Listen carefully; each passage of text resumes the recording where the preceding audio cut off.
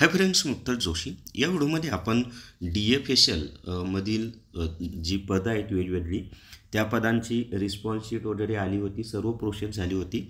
फक्त निवड यादी लादणं बाकी होती. तर सर्व पदांच्या निवड याद्या लादलेल्या आहेत.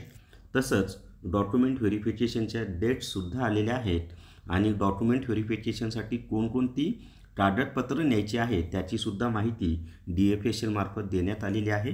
तर ती सर्व माहिती आपण या व्हिडिओमध्ये पाहणार आहोत. तसंच या निवड याद्या तुम्हाला कुठं पाहता येतील ती सर्व माहिती आपण पाहूयात. व्हिडिओ शेवटपर्यंत पहा. या व्हिडिओला सर्वांनी लाईक करा, शेअर करा आणि विठ्ठल जोशी हे आपलं यूट्यूब चॅनल सबस्क्राईब करा. जर तुम्हाला समाज कल्याण विभागाचं ई-बुक घ्यायचं असेल तर प्ले स्टोअरवरून विठ्ठल जोशी ॲप डाउनलोड करा आणि समाज कल्याण विभाग ई-बुक विकत घ्या. तसंच समाज कल्याण विभागाची टेस्ट सिरीजसुद्धा उपलब्ध आहे. तर या ठिकाणी पहा, विठ्ठल जोशी हे जे आपलं टेलिग्राम चॅनल आहे त्यावर मी तुम्हाला dfsl.maharashtra.gov.in ही जी वेबसाईट आहे त्याची लिंक दिलेली आहे. या लिंकवर जाऊन तुम्ही प्रत्येक पदाचा निकालाची PDF डाउनलोड करू शकता. तसं जर करायचं नसेल तर डायरेक्ट मी इथं PDF डाउनलोड केलेले आहेत. DFSL कॅन्टीन मॅनेजर रिझल्ट, त्याच्यानंतर DFSL वरिष्ठ लिपिक व भांडारपाल निकाल, त्याच्यानंतर DFSL junior lab assistant, DFSL senior lab assistant, DFSL वैज्ञानिक सहाय्यक मानसशास्त्र, त्याच्यानंतर वैज्ञानिक सहाय्यक रसायनशास्त्र हे सर्वांचं मी दिलेलं आहे. आता जे डॉक्युमेंट व्हेरिफिकेशनच्या तारखा आहेत त्यांची आपण माहिती पाहूयात. तर या ठिकाणी पहा, महाराष्ट्र शासन गृह विभाग, तर तात्पुरत्या निवड यादीतील उमेदवारांना दस्तऐवज पडताळणीबाबत सूचना. आता त्याच्या खाली काय म्हटलेलं आहे त्यांनी की न्यायसहाय्यक वैज्ञानिक प्रयोगशाळा संचालनालयाच्या संकेतस्थळावर प्रसिद्ध केलेल्या निवड सूचित नमूद उमेदवारांच्या कागदपत्रे व प्रमाणपत्रे पडताळणीबाबत. आता त्याच्या खाली त्यांनी बरीचशी माहिती दिली.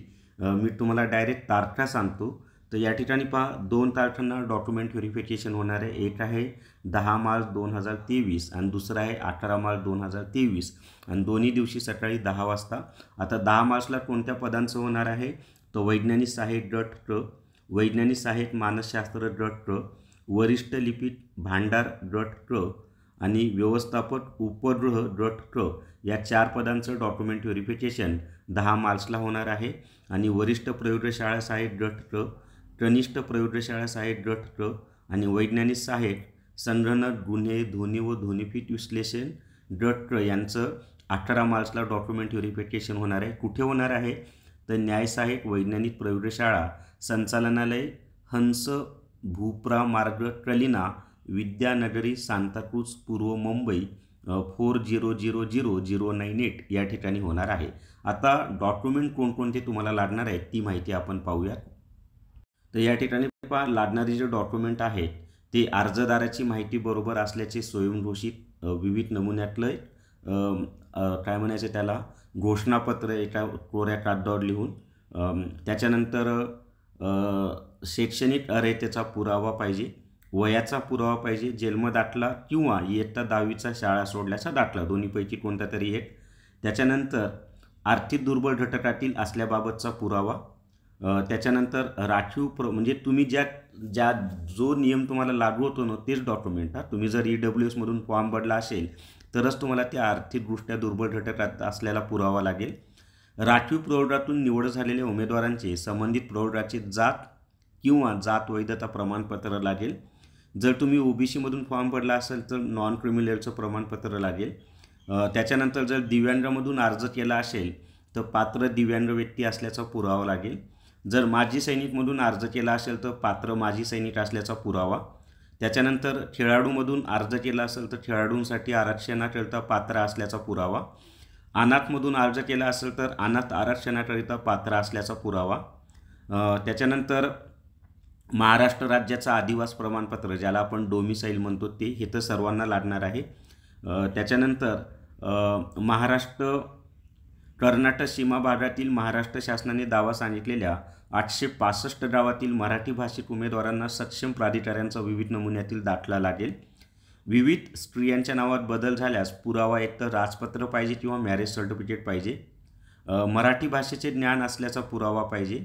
त्यासाठी 10वी उत्तीर्ण प्रमाणपत्र म्हणजे 10वीला मराठी हा विषय पाहिजे बरं का. लहान कुटुंबाचं प्रमाणपत्र पाहिजे जे झेरॉक्स सेंटरवर मिळतं. त्याच्यानंतर पदवीधर किंवा पदवीधारक अंशकालीन असल्याबाबतचे प्रमाणपत्र जर तुम्ही ते अंशकालीन पदवीधरमधून अर्ज केला असेल तर. त्यानंतर MSCIT अथवा त्याच्याशी समकक्ष असलेलं प्रमाणपत्र. टंकलेखन प्रमाणपत्र जर आवश्यक असेल म्हणजे ज्या पदासाठी टायपिंग आवश्यक आहे त्या पदांसाठी. अनुभव प्रमाणपत्र संबंधित आस्थापना HR विभागाचे जर तुम्ही अनुभव आहे असं दिलं असेल तर त्याच्यामध्ये नियुक्ती आदेश लागेल आणि अनुभव प्रमाणपत्र लागेल, दोन्ही गोष्टी लागतील. त्याच्या खाली अजून काही सूचना आहेत पहा की खालील परिस्थितीत उमेदवारांना निवडीकरिता अपात्र करण्यात येईल व त्याबाबत उमेदवारांच्या कोणत्याही तक्रारीची दखल घेतली जाणार नाही. त्याच्यामध्ये कोणकोणते आहेत तर कागदपत्रे किंवा प्रमाणपत्र पडताळणीनंतर उमेदवार विविध शैक्षणिक अर्हता व इतर आवश्यक अर्हता धारण करीत नसल्याचे आढळून आल्यास. त्याच्यानंतर दुसरं आहे हे जर आढळून करण्यात त्याच्याकडे काय म्हणायचं की जर शैक्षणिक अर्हता आणि इतर आवश्यक अर्हता धारण करीत नसेल तर तो अपात्र असेल. कागदपत्रे किंवा प्रमाणपत्रे पडताळणीसाठी अपूर्ण दस्तऐवज किंवा प्रमाणपत्र असल्यास तसेच चुकीची कागदपत्रे किंवा प्रमाणपत्रे आढळून आल्यास कागदपत्रे किंवा प्रमाणपत्रे पडताळणीसाठी उपरोक्त दिवशी जे उमेदवार उपस्थित राहणार नाहीत अशा उमेदवारास नियुक्तीची आवश्यकता नाही असे गृहीत धरून त्यांची निवड रद्द केली जाईल व त्यानंतर अशा उमेदवारांच्या कोणत्याही पत्रव्यवहाराची दखल घेतली जाणार नाही याची सर्व उमेदवारांनी नोंद घ्यावी. ही सूचना खूप महत्त्वाची आहे बरं का. त्याच्यानंतर कागदपत्रे किंवा प्रमाणपत्रे पडताळणीसाठी उमेदवारांनी स्वखर्चाने उपस्थित राहायचे आहे. कागदपत्रे प्रमाणपत्रे पडताळणीसाठी बोलावले याचा अर्थ आपली निवड झाली आहे असा नसून आपली निवड विचाराधीन आहे. कागदपत्रे किंवा प्रमाणपत्रे पडताळणी प्रक्रियेबाबत संचालनालयाचा निर्णय अंतिम राहील व सर्व उमेदवारांना बंधनकारक राहील. तर अशा पद्धतीच्या सूचना आहेत. ही सर्व माहिती तुम्हाला विठ्ठल जोशी या टेलिग्राम चॅनलवर मी उपलब्ध करून दिलेली आहे. तर या व्हिडिओमध्ये एवढीच माहिती आवडल्याला सर्वांनी लाईक करा, शेअर करा आणि विठ्ठल जोशी हे आपलं यूट्यूब चॅनल सबस्क्राईब करा. Thank you very much.